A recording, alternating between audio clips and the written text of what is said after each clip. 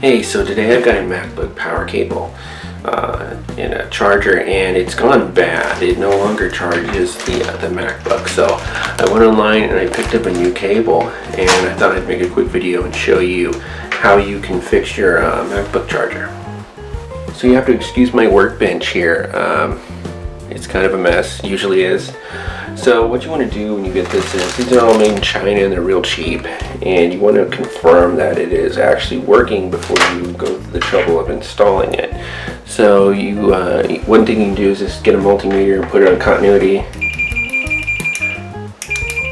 and see if you can hear the beep when you touch the two prongs together. And this will make sure that the leads actually do terminate and that this actually does work. So what you want to do is you put one side on the black cable and then you begin testing.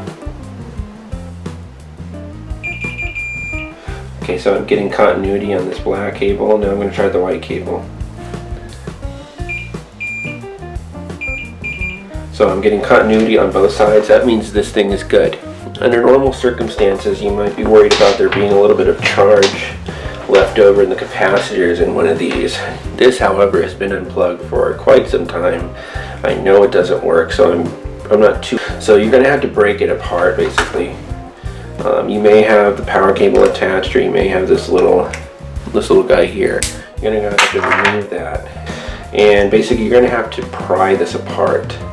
I don't really have any recommendations for how to do that other than brute force. Okay, so I got it apart. This is actually several days later. I ran out of time to work on this, and what I ended up having to do, I don't know if you can really see this well, but I really had to get in there with two pair of pliers and just brute force this thing apart. But given that these cost, I believe it's $79 plus tax, so 80 bucks for one of these. Given that fact, I certainly think it's worth repairing, at least to me. So you can see I'm pulling it apart here, and you can see this pin up here is actually the ground. That's where the ground is connected. So that's kind of interesting. The ground pin only works when you are using the long 3-prong extender plug. But when you're on with this one, as you can see, with only 2 prongs, it's not actually grounded. So it's wrapped up in this high quality 3M tape here, and that's what's holding this aluminum shield on. So I'm going to have to pull that off. So see, I pulled off one side of the shielding, and I'm trying to get this other side off. It wasn't moving, and this aluminum sheet is actually, I think it's glued onto here, under this black insulator, and it actually, if you can see inside that white stuff, it's like a type of elastic. And you can see right here, this little button of solder bit right here is actually grounding the shielding, so that's going to have to be removed also. And you can tell right here, actually I removed the solder there, but you can see that's actually riveted in place. So this shielding is actually not only soldered but riveted to that PCB, so that's annoying. Okay, so we got this apart, and it's loaded with elastic underneath, and you can see here's where the leads are. They go in, they're actually heat shrinked, but while I was trying to get this apart, I made a boo-boo, and I jammed a screwdriver in there trying to pry it apart a little bit, and I actually destroyed this capacitor. So I'm going to have to replace this. I'm not about to power this thing up like that, or else I, run the risk of releasing the magic smoke. Well, it's a couple of days later, and finally got the other cap in the mail. It's a Nichicon cap, so it should be good quality. I could have ordered a bunch of these, but I really just needed the one, and it was about $4.75 from Amazon with Prime shipping. So a little pricey for a single capacitor, but again, it is a Nichicon, so it's Japanese. As Marty McFly will tell you, all the best stuff is made in Japan. This cap is a little bit taller. It's the same value, but it's a little taller. So will it fit? I don't know. If not, we'll make it work. I'm going to pull this old cap out, put the new one in. Boy, if you could tell, I don't know if this will focus or not, but the solder patches are so tiny. They're so small.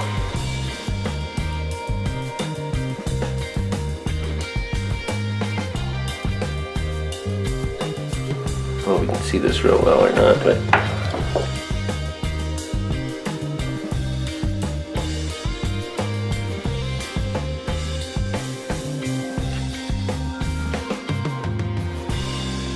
there it is. So I've soldered this in. Now I'm just going to trim the leads. All side angle cutters, side cutters, whatever these are called. And there's the old cap, the busted one. Just throw that away. It's no good to anyone now. Alright, well hopefully you can see this. Doing the best I can in less than ideal filming conditions, but I'll go ahead and get this done. I'm using a Heiko soldering iron, just like my desoldering iron is also Heiko. I particularly like that brand. They make great soldering irons. I've had cheapy ones before, and I tell you, having a good soldering iron makes all the difference in the world. I'll cut off those little extra leads here, and there you go. Nice and clean. Okay, so now I'm starting to put it back together again. As you can see, this little rubber thing fits up inside. Now the cap is just a little bit too big. It won't close all the way. I'm going to go ahead and try to get this shield back on here. Okay, get that pressed down here. Put this other side on and try to.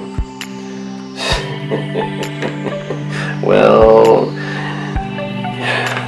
she ain't pretty, but with any luck, she'll do the trick. Well, there you go. So the next step is I'm going to tape this up, take it home, plug it in, see if it works. So now we have the moment of truth.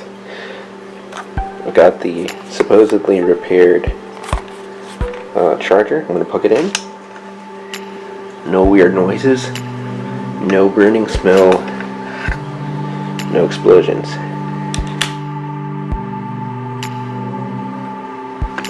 The light is green. Now it's amber. It's charging. So it looks like that worked. I hope you enjoyed the video. If you don't mind, give me a thumbs up. Maybe subscribe to my channel. Have a good one.